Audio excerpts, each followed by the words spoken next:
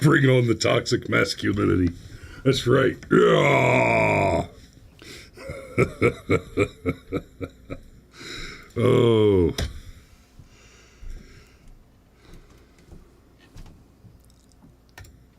Let's do this.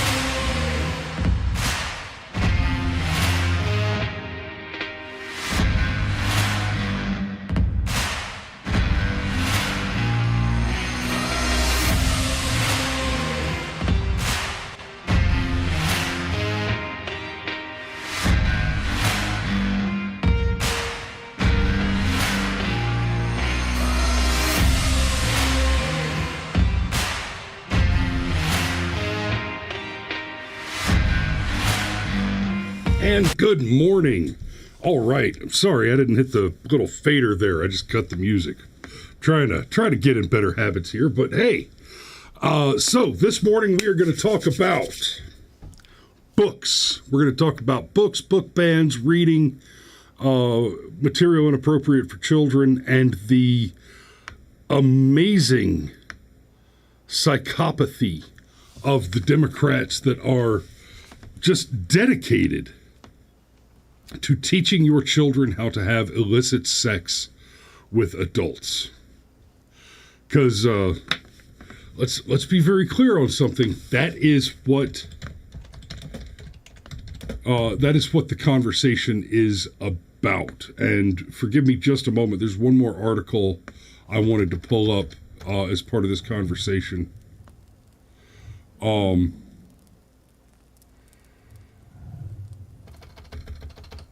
Sorry.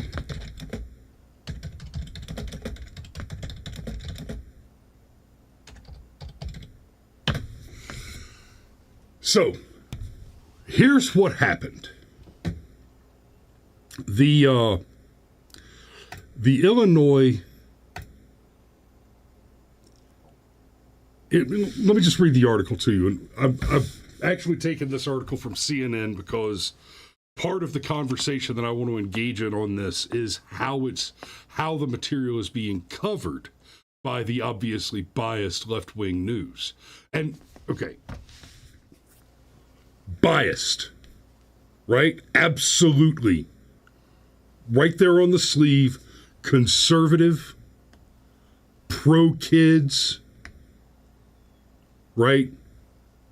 America first and all that. This show, we are 100% absolutely biased in the stories we choose to cover, how we choose to cover them, and the decisions we make when we go to the voting box. Right? This is the soapbox. This is how we prepare for the voting box, which is the only way we avoid the cartridge box.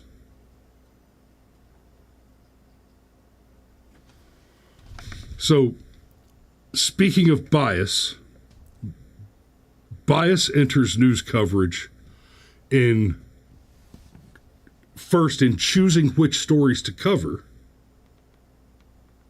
and then in how those stories are covered. So we're going to take a look at this, and I'll be dissecting the bias of the CNN article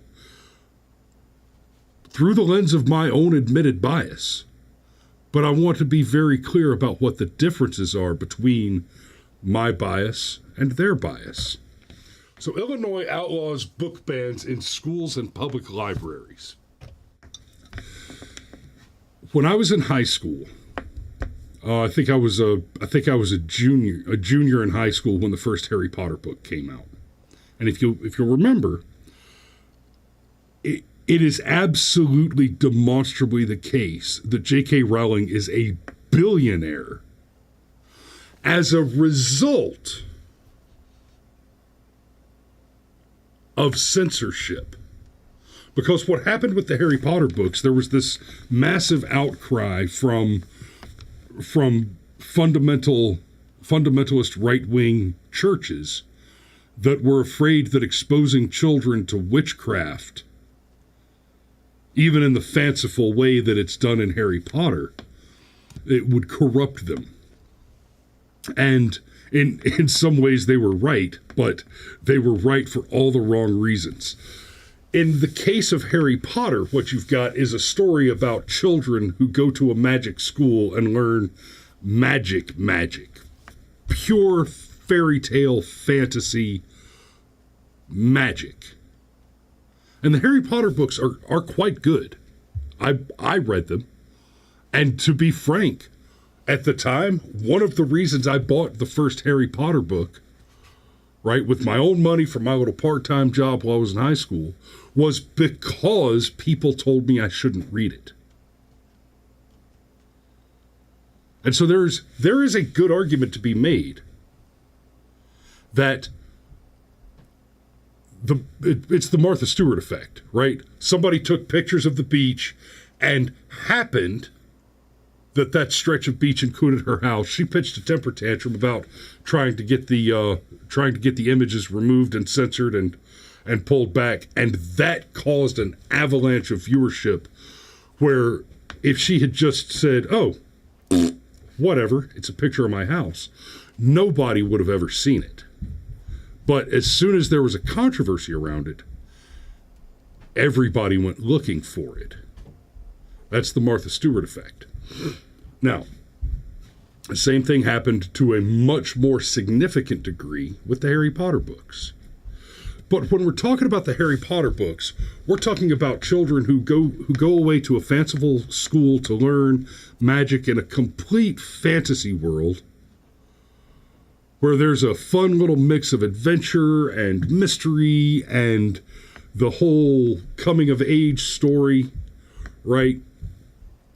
And the magic, the witchcraft, the wizardry of those books is all pure fantasy, right? There's nothing in there about worshiping the devil or sacrificing babies or any of that crap, right? These children at the witchcraft and wizardry school celebrate Christmas, right?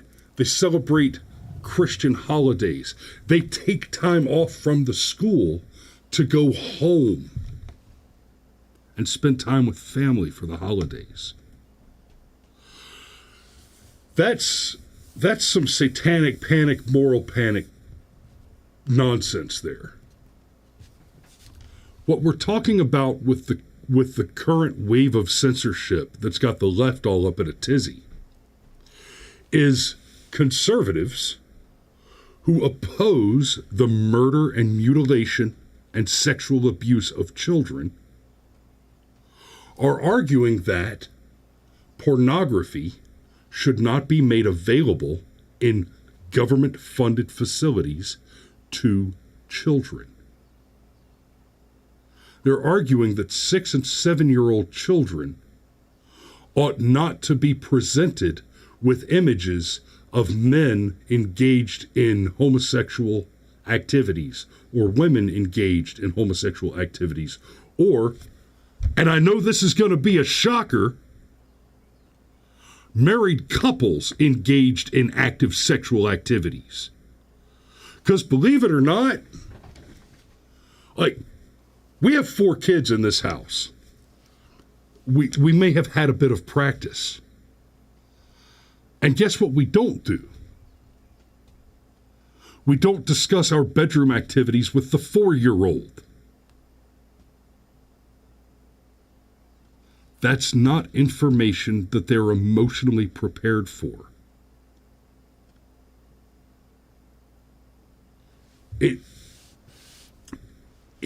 In most cases, children learn about the act of sex at an age where they still find the whole concept to be bizarre and revolting. And that is in the most careful of circumstances.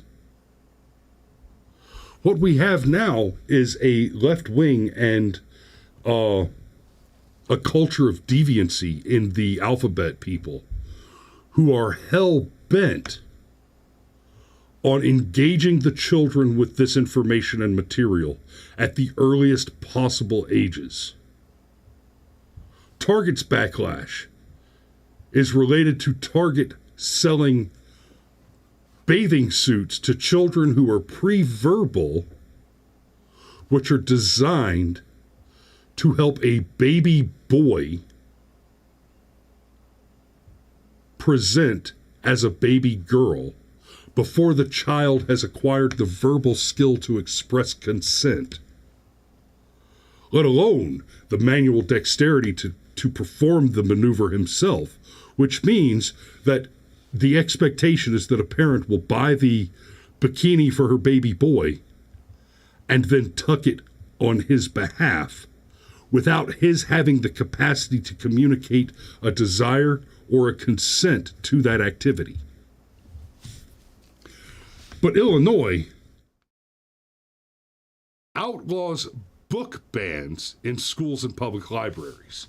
Illinois became the first state in the nation to prohibit book bans Monday. Governor J.B. Pritzker announced as states across the country continue to challenge and axe literature from public schools and libraries.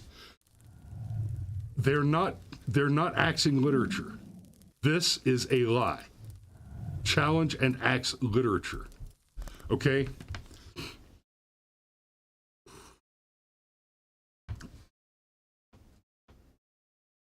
Do not come at me with the argument that an instruction manual on the use of dating apps is the same as Swift's modest proposal. Because that is, in fact, the argument that is made by this assertion here. Continue to challenge and axe literature from public schools and libraries. That's right. The argument here is that the book Genderqueer is content identical to the complete works of William Shakespeare. Pritzker signed a bill into law on Monday to prohibit public schools and libraries from banning books, saying it's the only one of its kind in the country. And he goes on to say book bans are about censorship, marginalizing people, marginalizing ideas and facts. Regimes banned books, not democracies. Pritzker, a Democrat, no shit, CNN, said at a bill signing ceremony at a Chicago library, "We refuse to let a vitriolic strain of white nationalism coursing through our country determine whose histories are told. Not in Illinois." So let's have a conversation real quick about what a person like Pritzker means when he refers to white nationalism, whiteness. This is a white guy, right? Let me see. I think the original article there's the chunky fuck. All right, listen here, Lunchbox. What he's talking about when he says white nationalism is this sort of thing. Talking about race. We covered this when it was first published a few years ago, right? Aspects and assumptions of whiteness, white culture in the United States. These are the things that are wrong with white people. This is what the Democrat says These are things that come from white people and are therefore evil because whiteness exists. White dominant culture, it reads, or whiteness, refers to the ways white people and their traditions, attitudes, and ways of life have been normalized over time and are now considered standard practices in the United States. And since white people still hold most of the institutional power in America, we have all internalized some aspects of white culture, including people of color. So it is a negative fact. It is true and somehow bad that even some people of color have adopted these aspects of whiteness. And the aspects of whiteness, as they list them, the individual is the primary unit, rugged individualism, self-reliance. It is evil whiteness to not get welfare, to not get a government handout. It is evil whiteness to earn a living. Right? Independence and autonomy, highly valued and rewarded. It's bad. It's morally negative to take care of yourself. It's morally negative to be competent. Individuals assume to be in control of their environment. You get what you deserve. That's a bad thing. Earning a paycheck is a bad thing. And let's be very clear. There is only one alternative to the rugged individualism that they're describing here.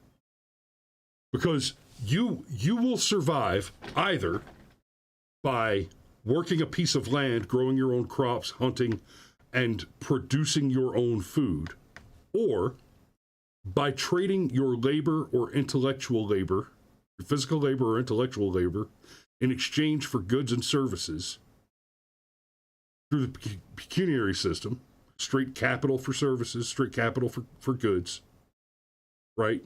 Some sort of barter arrangement or commerce. And the only other option, that Rob Hova says, or both is best. Yes, agreed. The only other option, and to be clear, communism falls over here. The other option is a straight government handout. Right? And let me clarify that. When I say the only, the communism falls over here with the either you build it, you grow it, you hunt it yourself, or you work and earn it. Even in communism, it's not a government handout in quite the same way as what I'm about to describe, because in the communist system, if you don't work, the government doesn't provide you with the products, with the goods and services that you need, right? Even though in the communist system, the government is confiscating everything that it gives to you from other people, they're confiscating everything and then distributing it. If you're not productive in that system, there's not a welfare fallback there. Like, oh, you're too old and sick to earn, you're gone. Those systems often implement a mechanism intentionally to cull the least productive. We saw it happen in Germany. We saw it happen in Cambodia. We saw it happen in China. Communism still, even communism, as evil as it is, still falls over there. And these guys are talking about something even more evil, which is if you are not a white person, this is the claim made here, if you are not white, then the morally correct choice to make is to take all of your sustenance and necessity through government handouts, which are procured in the ideal moral system described by this document, exclusively from white people who earn and then have their resources confiscated by threat of violence by the government. Family structure. This is another thing that they find evil. Interesting that people who so hate the family structure are so interested in targeting your children. The nuclear family, father, mother, 2.3 children, is the ideal social unit. And I'll offer a little bit of a correction here. 2.3 children? Those are rookie numbers, son. Husband is breadwinner and head of household. Yes. Wife is homemaker and subordinate to the husband. I don't know where they get the subordinate piece from. That the wife is subordinate, as that the homemaker is subordinate to the husband, shows a fundamental misunderstanding of what the family is. And maybe it's just because they don't have a clear understanding of how a military unit works. They don't understand what units are, what a unit structure looks like. The breadwinning husband will be the representative. That doesn't mean that decisions aren't made as a joint council between man and wife, right? We have become one flesh. I've talked about this briefly on the show before. One of the things my wife and I say to each other often is, I love us, we love us, referring to our marriage separately from our two individual selves as its own entity. Because until you have wed yourself to a proper partner and engaged in that relationship, you're not a person. You're incomplete at best. And I know that's probably going to be a hard pill for a lot of people out there to swallow, but I'm telling you guys, married properly, happily, with a house full of babies, you can't beat it. So, but the husband, we represent the unit. We are the spokesperson. We are the one that goes forward and makes the assertions. Decisions are made as a joint effort, as a conversation. But when that decision is represented out in the world, for the same reason that you leave the boobies with the babies in the cave while the old man goes to kill the mammoth, it is the husband that steps forward as the representative, because unlike the mother, the husband is more expendable. That may sound grim, but it is a practical fact. And it's one that tactically and strategically you have to acknowledge and take advantage of, or you risk harm to the children being increased by the loss of the mother rather than the loss of the father. And that's a whole rabbit hole that we can go down, because there's also a huge difference between single father homes and single mother homes that is objectively, we'll say it's very interesting, and that's a conversation for another time. Children should have their own rooms and be independent. I'm sorry. Children should have their own rooms and be independent. This is a negative aspect of whiteness. Okay. I understand that because of my politics and some of the positions I hold, there's a high degree of probability that the majority of you watching right now are white people, and likely white men between the ages of 26 and 73. But tell my black and brown brothers out there, if you happen to come across this, I just have to ask. Are you raising your children in barracks? In warrens? Are all the kids just in one room on a pile of blankets? Like a pack of rats? I don't suspect that to be the case. I find it deeply bizarre that having children and encouraging them to be independent should be viewed as a negative trait of whiteness that has infected black and brown people, because that is the claim being made here. Then it gets to emphasis on scientific method. Objective, rational, linear thinking is bad. Cause and effect relationships are bad. Quantitative emphasis is bad. Now, I could probably make some arguments about quantitative versus qualitative emphasis, but these others here, objective, rational, linear thinking, cause and effect relationships, history, based on Northern European immigrants' experience in the United States. Okay, yes. Heavy focus on the British Empire, yes. The primacy of Western, Greek, Roman, and Judeo-Christian tradition. Now, that right there, I will say, fair play. It is true that our study of history in public schools, of which you all likely know that I have an extraordinary low opinion, is heavily West-based. It's heavily based on Western history.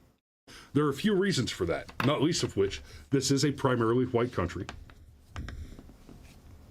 It is still, despite the best efforts of LBJ and his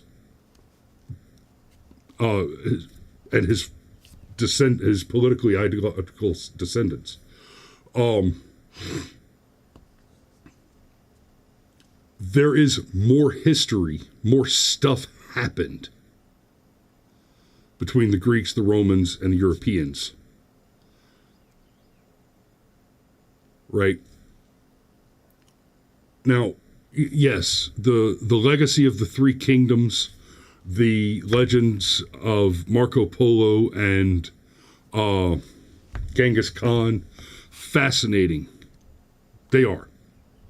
They're not especially historically relevant to the Western experience and explore a completely different function of philosophical and cultural development. Now, don't get that twisted. Oh my God, go play you some Dynasty Warriors so you get the bug and get interested in reading the Romance of the Three Kingdoms, because the war between the Shu and the Li and the Yellow Turban Rebellion, that's all fantastically interesting, heavily mythologized history.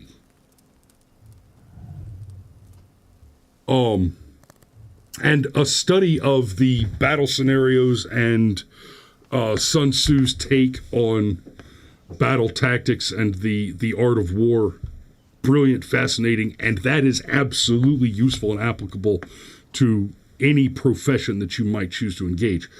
But the fact is, this is a majority white country, and the history happened between the U.S. and the West. Western Europe, right? That's where the vast majority of all major technological and cultural development has occurred since the initial dawn of chattel slavery. And there's an important distinction to be drawn between chattel slavery and slavery general. And that's a whole episode by itself that we're going to end up having to do.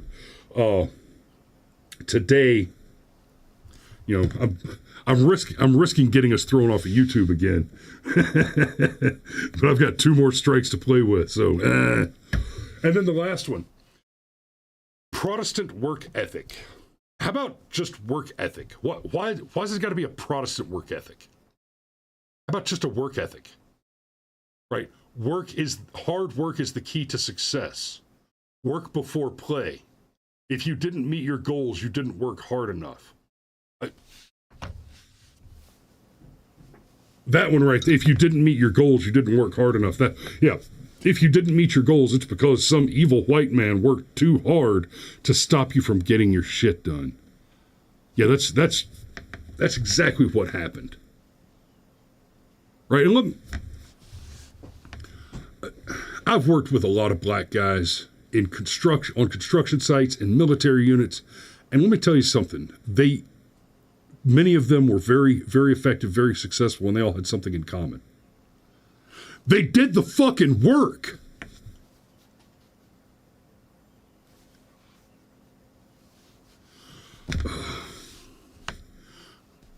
Just like anybody else on the crew, they did the work. So these people who believe that being white means that you show up on time, you do your job right, you love your wife, you don't murder your children, and you make sure that everybody who is under your care, for whom you're responsible, eats and doesn't die. These are the attributes of evil.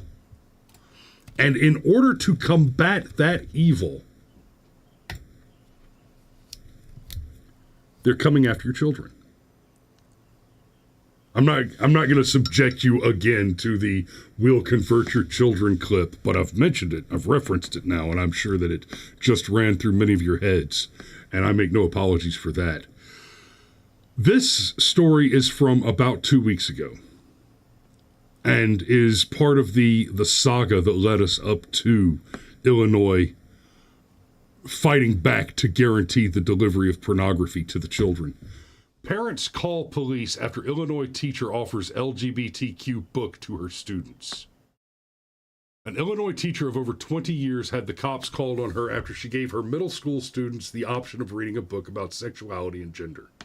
Sarah Bonner held a book tasting, which, okay, that's cute, for students in March, and offered an array of fiction and nonfiction titles, including Juno Dawson's "This Book is Gay," which quickly became the epicenter of a massive controversy when parents called the police over the book choice.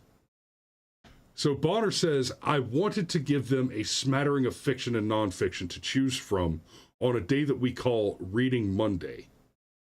We just read and celebrate books."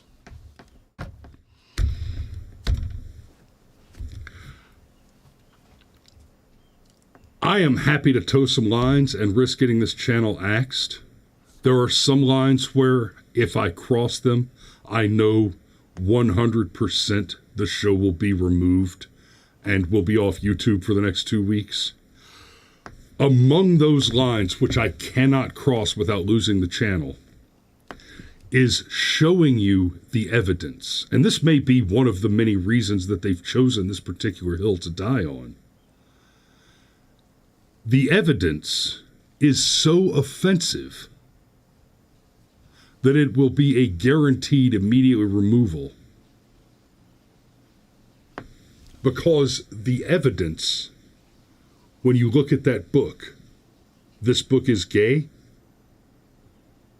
the reason that the parents are upset about it is the book includes instructions for children to use Grindr, which is a dating app,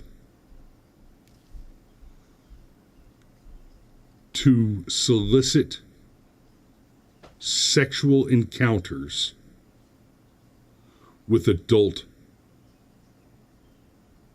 it's Grindr, so adult men. The book also describes, in explicit detail, a variety of deviant sexual activities. Goes so far as to include illustrations of men filleting one another. Which is the part, it's the fact that it includes the illustrations and the diagrams of the specific, explicit, deviant activities. That is the reason I can't show you the images from the book. But do please doubt my word on this and go look it up and subject yourself to that if you need some confirmation about the questions of my bias in this. But parents filed a police report against the teacher for child endangerment.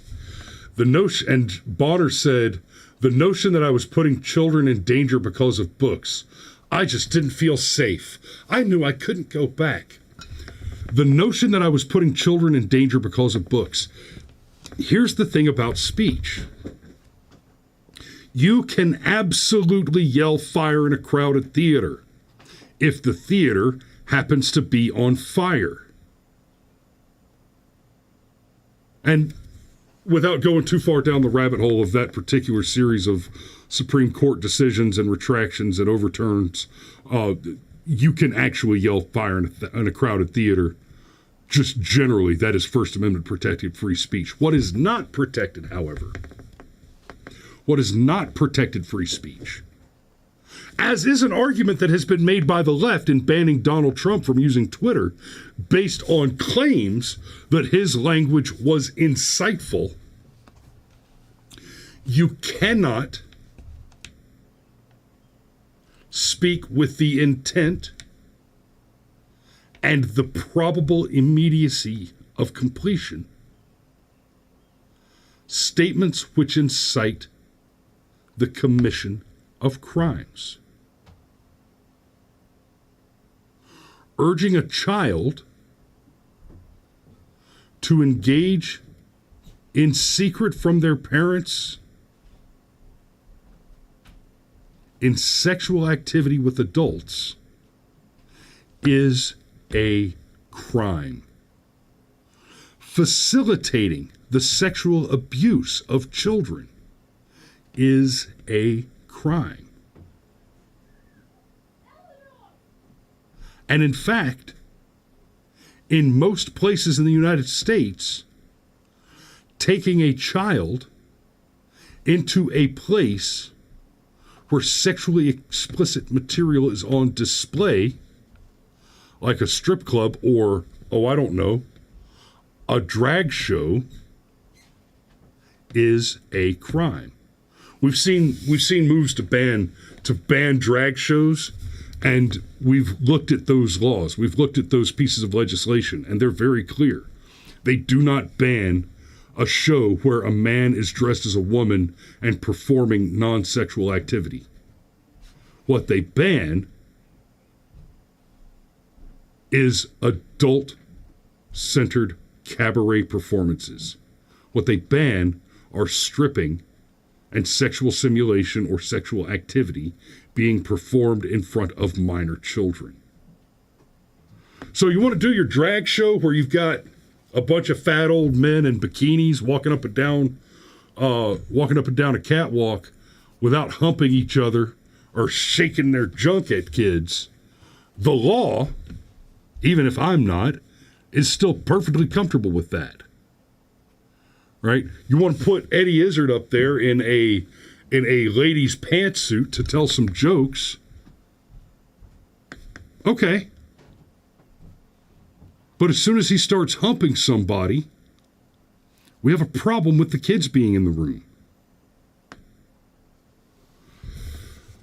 Now, I'm at risk of continuing to run my mouth down this particular rabbit hole for far too long, so I'm going to leave it with this. Come back to the CNN article real quick and I want you to take one more look at that headline. Illinois outlaws book bans in schools and public libraries. I want to be very clear on what this means. The Illinois governor has just signed a law which explicitly says that the libraries and public schools can have their funding stripped from them if they refuse to carry a copy of Hustler and Playboy in their school or in the public library. And for it to be freely accessible to children of any age. For the law to protect a book like This Book is Gay or Genderqueer, which include explicit illustrations of sexual activity, in order for the law to protect those books with government action, in order to guarantee their access to children, the same must be content neutral true under the First Amendment of Hustler, Playboy, and any other skin magazine you can imagine.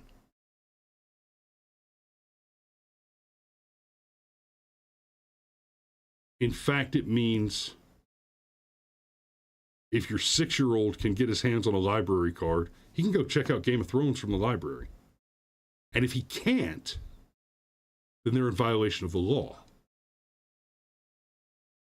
Because content neutrality is a very important factor in First Amendment free speech protection. So if the library has genderqueer and not Playboy,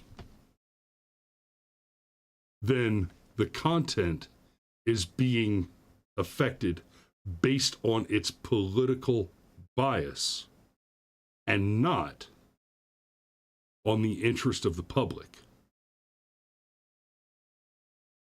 It's that simple.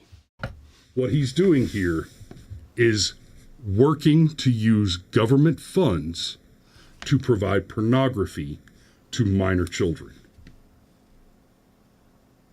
And they're doing that to break your family. That's the point.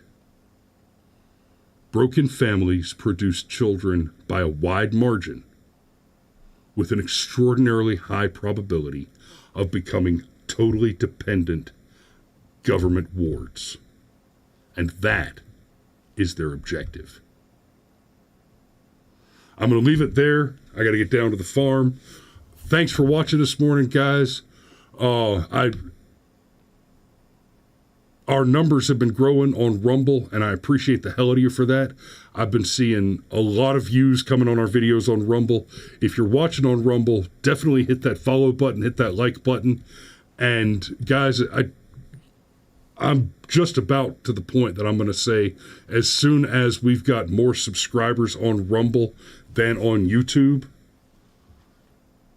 I'm just going to shut the YouTube down. And we'll have to worry a lot less about the content of our speech because, YouTube, much like this Illinois law, is in stark violation of First Amendment protections based on content neutrality. Because YouTube, having conspired and consorted with government officials on these precise issues, is no longer a private entity where the law is concerned for the enforcement of the First Amendment. They are, in fact, agents of the government, and all removal of video content based on the political content of that speech is a violation of Section 242 and punishable with up to imprisonment, fines, or death, depending on the severity of the violation. I'm not suggesting that anything YouTube's done with regard to censoring my speech personally rises to the level of death. That's the content of the law and bears mentioning as a part of that particular statement. So, thanks for watching. We love you, and we will see you tomorrow.